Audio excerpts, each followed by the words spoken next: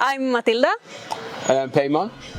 And we have cycled to the Gambia from Helsinki all the way across Europe and then to Africa, Morocco, Mauritania, Senegal, and then we arrived here in Gambia on bicycle.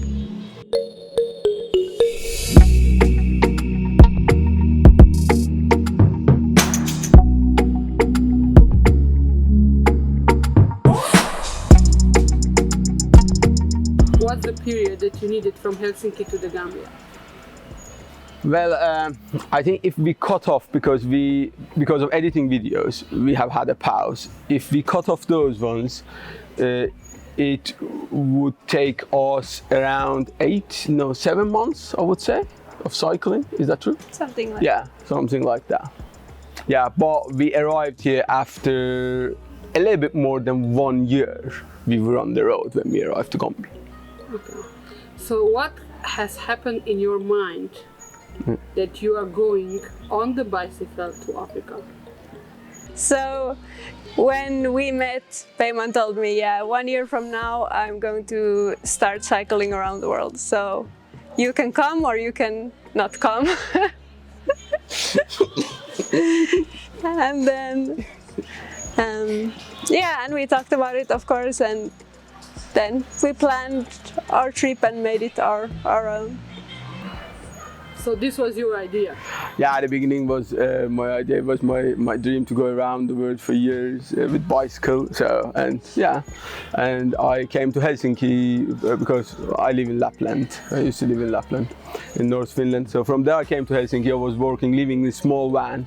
I was working and to save money for this trip, and then we met, and then Matilda said, yes, I will join, and then we planned the trip totally together, and now it is fantastic. It is actually both of our trip, and we love it. Yeah, it's my fault we are in Africa. You wouldn't have. Yeah, that's true. Yeah.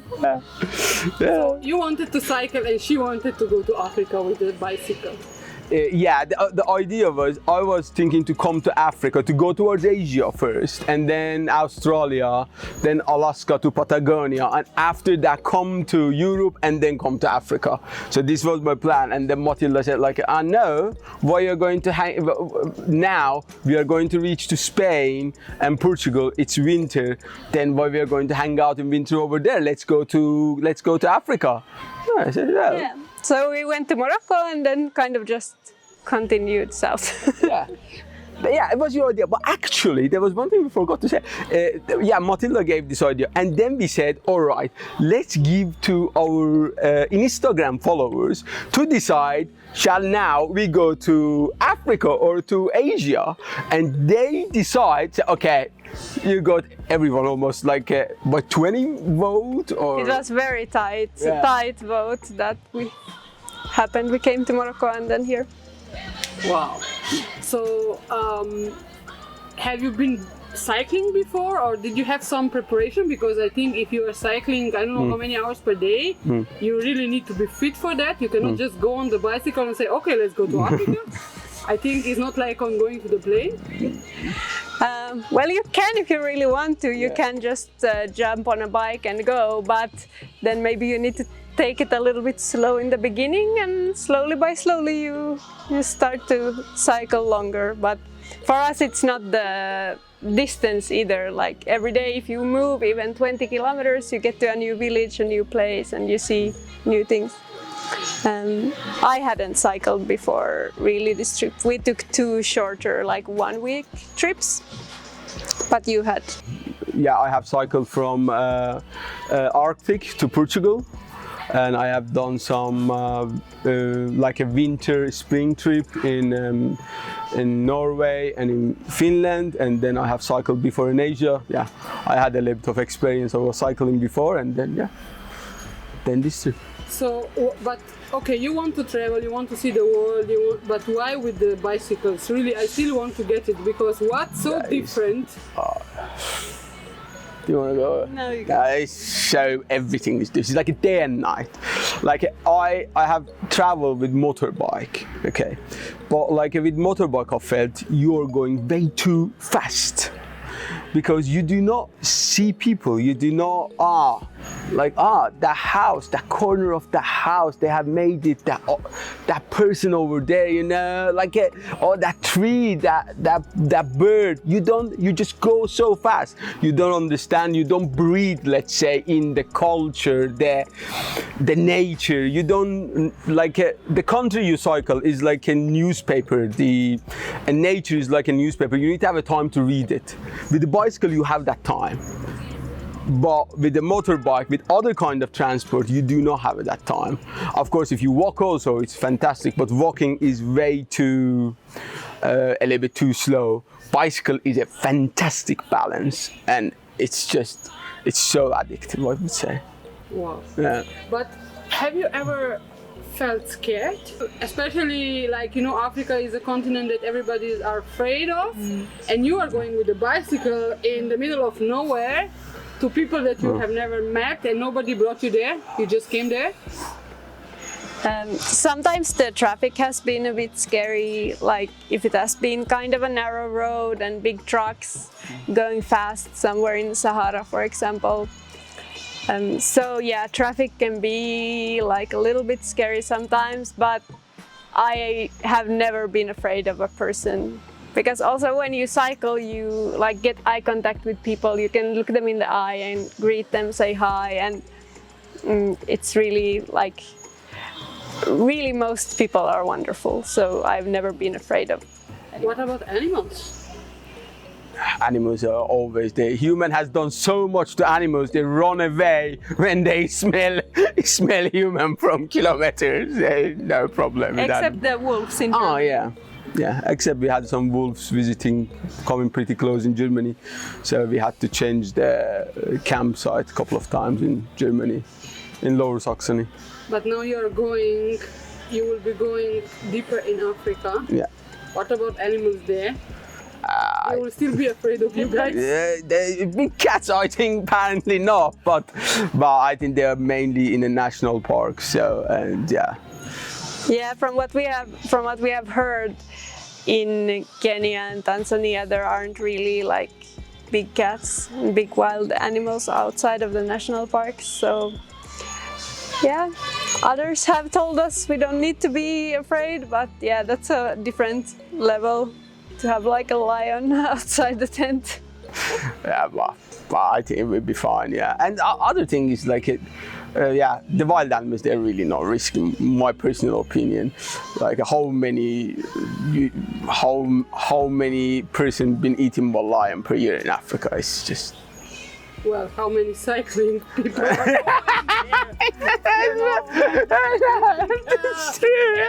this, I don't think that I see a lot of cyclists there. That's true. I mean, I'm not afraid. I know that you guys will be fine. I'm just trying to think that will be a question from people. Yeah, but also there's a risk is a part of a life, There's once a person told to me, if you're scared of dying, you die many times, but if you're not scared, you die once. So I mean, you should not take a stupid risk, of course, but but it happens, So yeah, leave it. Of course, if you go on this kind of way, your spirit and your mind has to be on a higher level, because otherwise I don't think you can do it on many other ways. You have some challenges as well, and you have to keep positive. So talking about the challenges, what is your biggest challenge?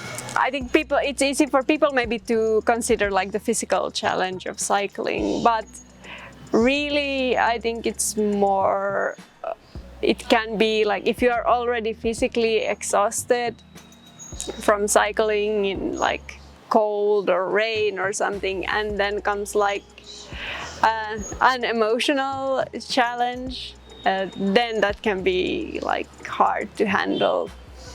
And coming to a new country or a new continent where you have never been before, and suddenly you need to try to understand the cultural rules, and that can really put some pressure.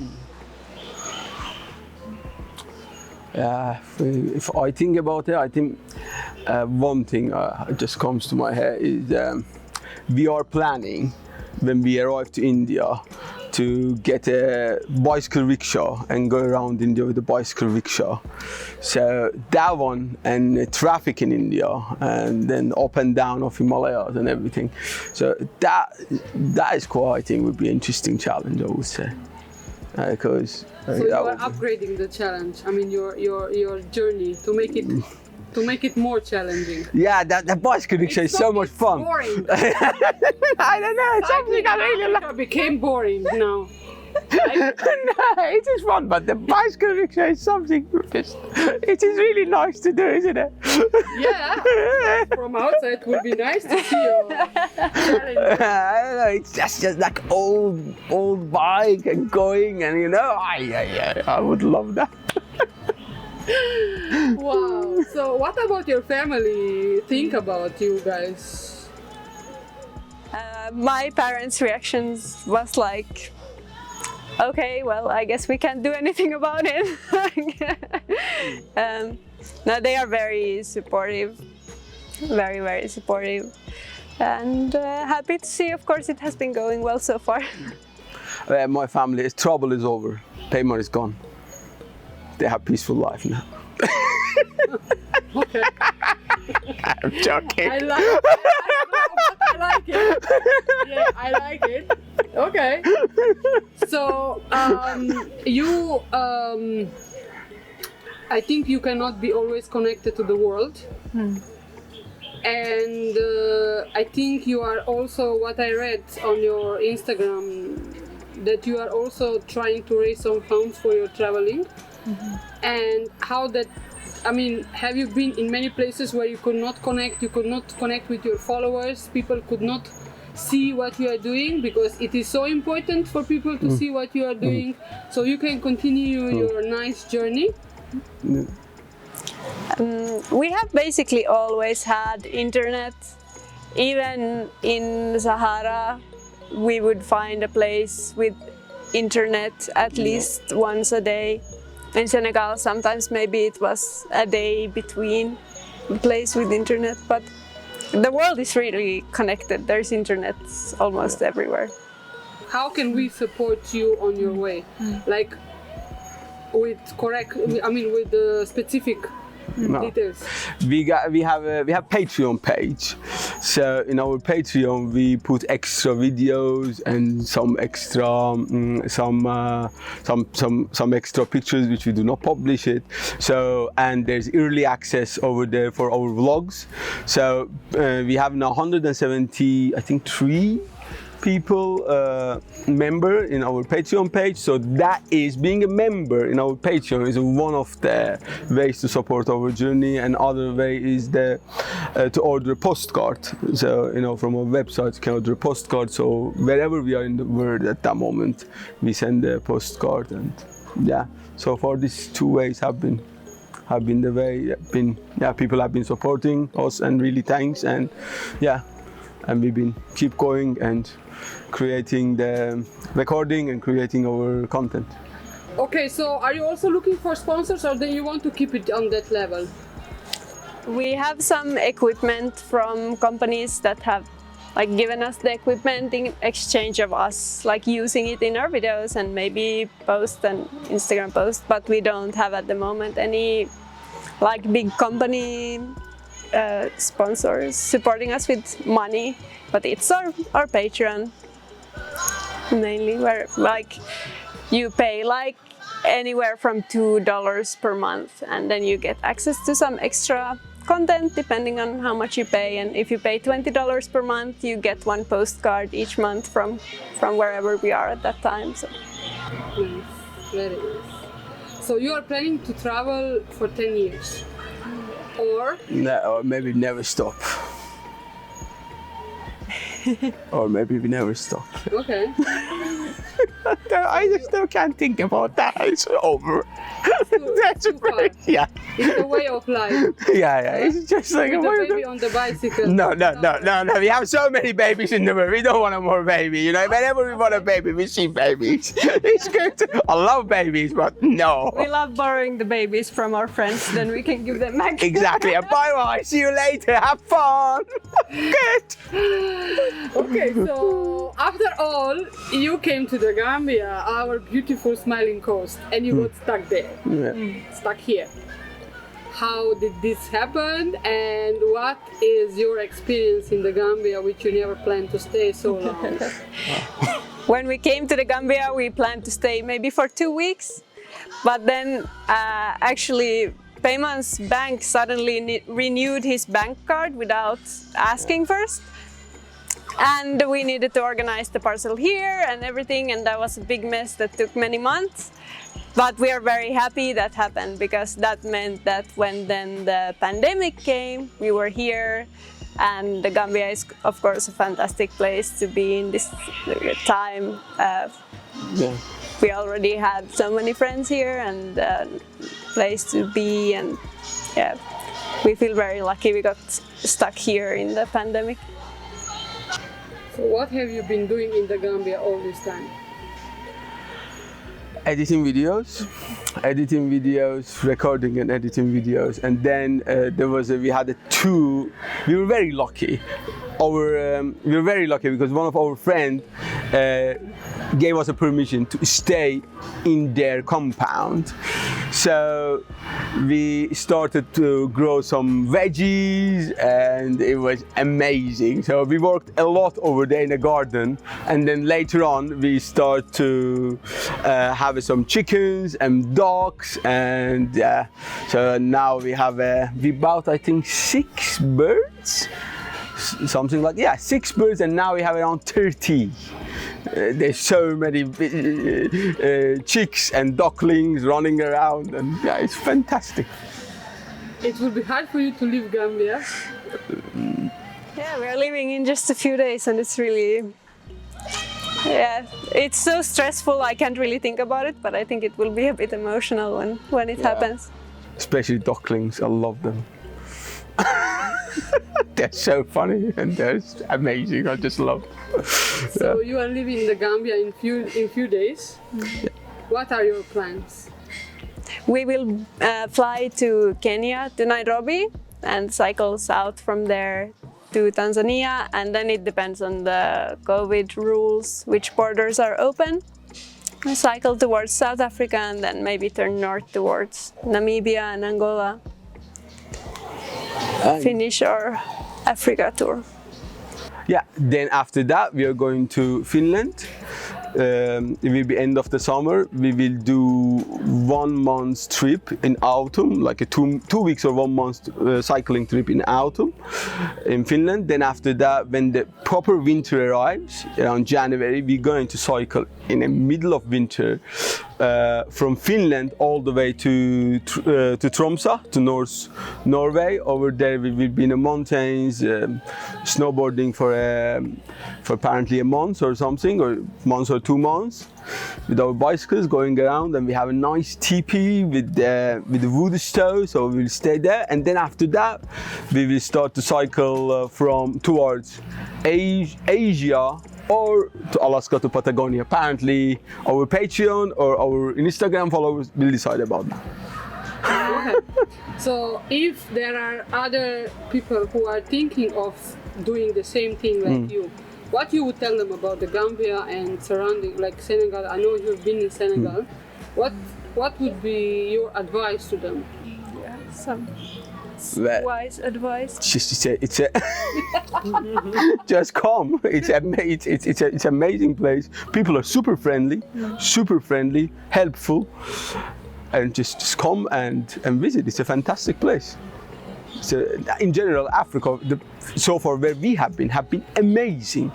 Like it was really interesting when we wanted to come to here. In a way, many of our friends or some people who they knew us, they were worried, oh, Africa. I said, yeah, well, here is more safe than big towns in Europe. We feel much more safe, really. If we cycle across like Barcelona, we need to have an 8 person looking at my bicycle. Here I can leave the bicycle outside, go to the shop, and nothing. It's of course things can happen, but there is a very less chance in this country something like somebody steals or whatever. It's just super safe, and it's amazing experience. But also, I think you are not staying in 5-star hotels when you are going around. Yeah. And I think what I have experienced in life in Africa, life in Africa is not cheap. Yeah. Africa is not one of the cheapest budget destinations. No. So, what is your message to those people who think that Africa is so cheap? Yeah, Africa for sure has been the most expensive continent we have traveled. Because in Europe we dumpster dive a lot, we can find a lot of food in nature because it's familiar nature to us, so we know what's edible and what's not. But here we need to buy our food, and of course a lot of the supermarket food is imported and everything, so yeah, food has been much more expensive than we are used to. But if you are going to backpack or travel, I don't know, with a bicycle, for example, cycle in Africa, I would recommend to take your own stove, multi-fuel stove, which works with petrol, or you can have a hobo stove which works with the charcoal or wood. So, and cook your own food. So if you cook your own food, it's definitely cheaper. Yeah. What about sleeping? Tell me, like, maybe 3 the most strange places where you have slept. Oh, there's so many. Or you have 5 or 10. Or maybe a million. In Morocco, the police was very friendly and helpful and wanted to make sure we have a safe place to sleep when they saw us on the road. So we slept at quite a few police stations in Morocco, or outside in the parking. We have had so many funny places. There was in the one time I have slept in a toilet, 2 nights. Yeah, that was just the only place I could find In Norway. in Norway when I was going. We had some miscalculation. Yeah, anyway, we put the tent and sleeping bags somewhere because we wanted to just make it to North Cape and back. So we calculate the distance or the wind not correctly, and we ended up in the evening and not having a shelter or anything. So we went to the public toilet and we slept over there for 2 or 3 nights, I don't remember. That was one of the places. I would not recommend, but it was alright. It was warm water, so we could make it anyway tea. Okay. So, but when you are going, you are having a tent. Yeah, always. Yeah, absolutely. Most nights we sleep in tents. Sometimes someone will insist we sleep with them inside, which is of course nice, but we love sleeping outside in the tent and waking up in the morning, the sunrise. So I'm sure that sometimes you don't know if it's Monday or Tuesday or Wednesday. What that kind of life mean to you? It's amazing. Yeah, you go ahead. Well, we have needed to create our own structures a little bit, because when there is no going to work on Monday morning and then having a weekend celebration on Friday, we have kind of put that structure a little bit ourselves, because otherwise every day becomes kind of similar. But at the same time, you also have the room to always be spontaneous and just decide to spend one day suddenly doing something else. Yeah, I love that, not knowing which day of the week is. It's amazing. It's absolutely amazing. Of course, you work, we cycle, we edit, we record. It takes a lot of effort, and we love it what we do. But it's really that freedom. It's amazing. Freedom. And one thing you asked about actually cycling, I need to say, when you're with the bicycle, you have a freedom which maybe you're born with it, but somehow, it's you live in a society with many rules, and you have responsibilities and many things. In some way, that freedom maybe a little bit goes away. Let's say, been taken away, or whatever we can call it. But when you're traveling with bicycle, you have that smell and that taste of that freedom, and that's amazing. I know. Nice. It is. I can feel that you really feel it. Yeah, Deep inside. yeah, that's so. So, what about you guys being 24 hours together? Before we started the trip, we lived in a car together, a pretty small car. So, of course, then I was studying and working, and Peyman was working, so we weren't spending the full days together, but we were still very close. And I needed to know when my work ended where our car is, so I know where to go home in the evening. So and things like that. Yeah. So we have been very close even before the trip, and I think that was really good because we really know each other and how we work together very well. Yeah.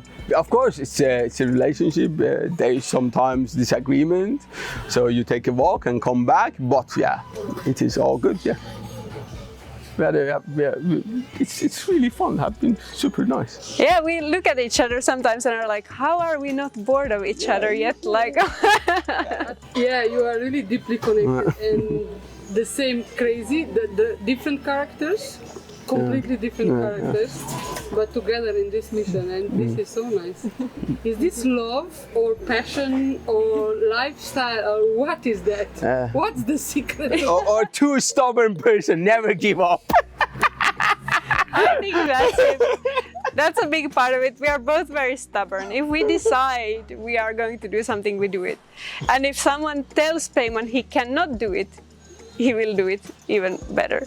So when people doubt us or ask like, this is not possible, how is this possible, then it becomes more possible. Okay.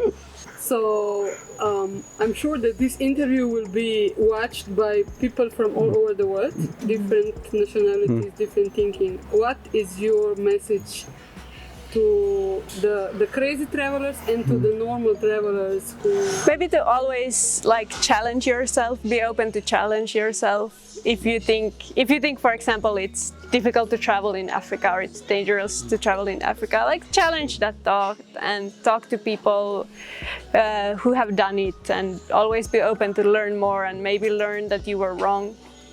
And just know that most people are amazing and most places are amazing, so don't be scared or worried.